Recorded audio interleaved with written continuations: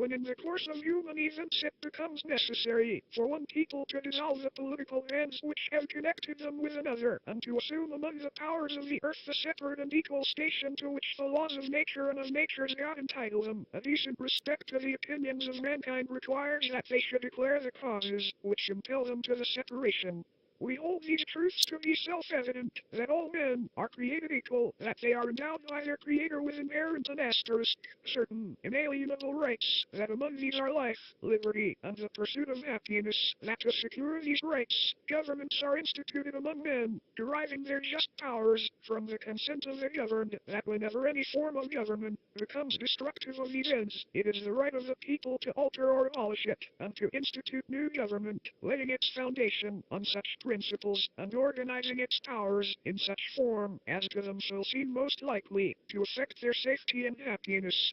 Prudence indeed will dictate that governments long established should not be changed for light and transient causes, and accordingly all experience hath shown that mankind are more disposed to suffer while evils are sufferable than to right themselves by abolishing the forms to which they are accustomed. But when a long train of abuses and usurpations begun at a distinguished period and pursuing invariably the same object, evinces a design to reduce them under absolute despotism, it is their right, it is their duty to throw off such government, and to provide new guards for their future security. Such has been the patient sufferance of these colonies, and such is now the necessity which constrains them to expunge, alter, their former systems of government. The history of the present King of Great Britain is a history of unremitting, repeated injuries and usurpations, among which appears no solitary fact to contradict the uniform tenor of the rest, but all have in indirect, object the establishment of an absolute tyranny over these states.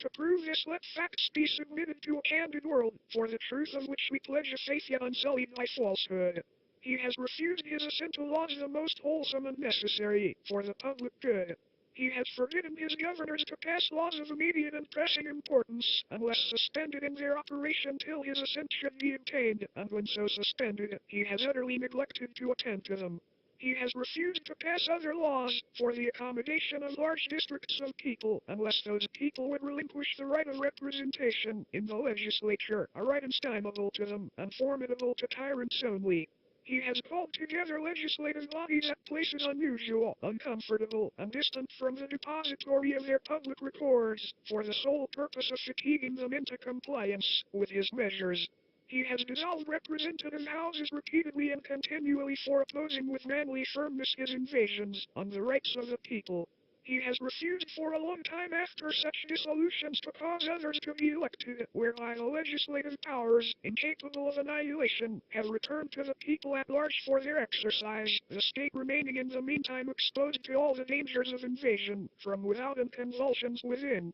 He has endeavored to prevent the population of these states, for that purpose obstructing the laws for naturalization of foreigners, refusing to pass others to encourage their migrations hither, and raising the conditions of new appropriations of lands. He has suffered, obstructed, the administration of justice totally, to cease in some of these states, by refusing his assent to laws for establishing judiciary powers. He has made our judges dependent on his will alone, for the tenure of their offices, and the amount and payment of their salaries. He has erected a multitude of new offices, by himself, assumed power and sent hither swarms of new officers to harass our people and eat out their substance. He has kept among us in times of peace standing armies and ships of war without the consent of our legislatures. He has affected to render the military independent of, and superior to the civil power. He has combined with others to subject us to a jurisdiction foreign to our constitutions and unacknowledged by our laws, giving his assent to their acts of pretended legislation, for quartering large bodies of armed troops among us, for protecting them by a mock trial from punishment for any murders which they should commit on the inhabitants of these states, for cutting off our trade with all parts of the world, for imposing taxes on us without our consent,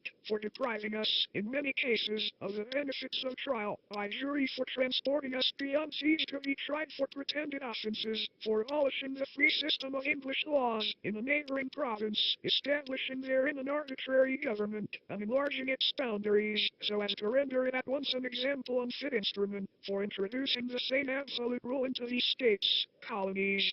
for taking away our charters, abolishing our most valuable laws, and altering fundamentally the forms of our governments, for suspending our own legislatures, and declaring themselves invested with power to legislate for us in all cases whatsoever. He has abdicated government here, withdrawing his governors, and declaring us out of his allegiance and protection.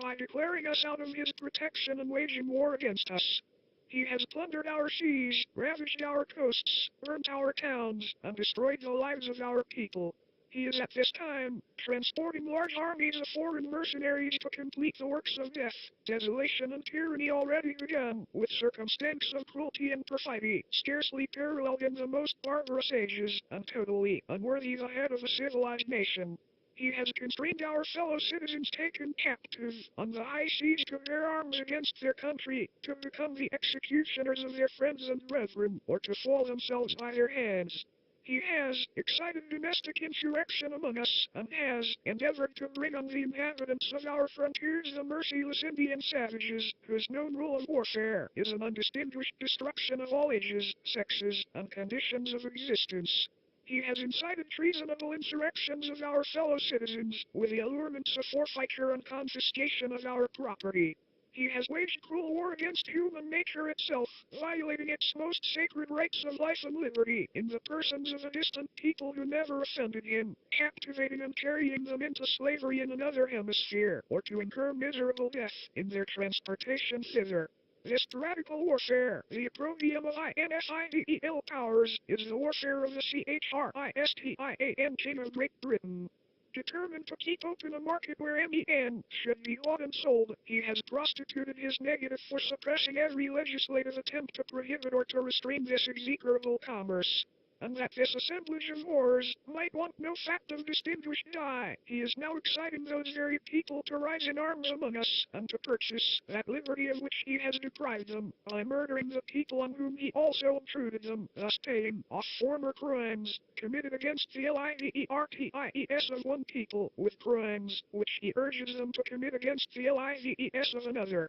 In every stage of these oppressions we have petitioned for redress in the most humble terms. Our repeated petitions have been answered only by repeated injuries. A prince, whose character is thus marked by every act which may define a tyrant, is unfit to be the ruler of a free people who mean to be free. Future ages will scarcely believe that the hardiness of one man adventured, within the short compass of 12 years only, to lay a foundation so broad and so undisguised for tyranny over a people, fostered and fixed in principles of freedom. Nor have we been wanting in attentions to our British brethren. We have warned them from time to time of attempts by their legislature to extend an unwarrantable jurisdiction over these our states, us. We have reminded them of the circumstances of our emigration and settlement here, no one of which could warrant so strange a pretension, that these were effected at the expense of our own blood and treasure, unassisted by the wealth or the strength of Great Britain, that in constituting indeed our several forms of government, we had adopted one common chain, thereby laying a foundation for perpetual league and amity with them, but that submission to their parliament was no part of our constitution, nor ever an idea, if history may be credited, and we have